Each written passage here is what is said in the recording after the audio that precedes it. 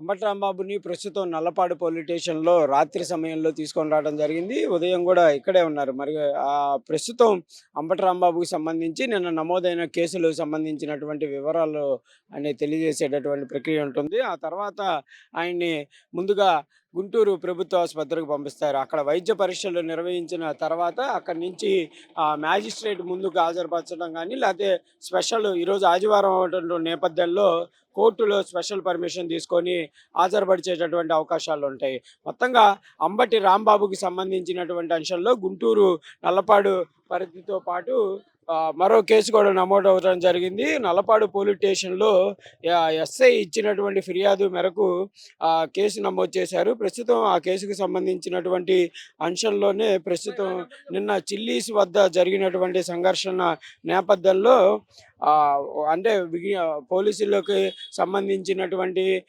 అంశాలలోనూ ఏదైతే వాళ్ళ వాళ్ళ విధులకు విఘ్నత ఏదైతే ఉందో అది భగ్నం కలిగించారనేటటువంటి కేసుతో పాటు అంబటి రాంబాబుపై వై వైకాపా కార్యకర్తలు సంబంధించి కొంతమంది అంబటి రాంబాబుతో పాటు మరికొంతమంది వైఎస్ఆర్‌సీపీ పార్టీ వాళ్ళకి BNS 126 section 2, 196 section 1, 352, 351 section 2, 292 red with 3 section 5 కింద కేసు నమోదు చేయడం జరిగింది.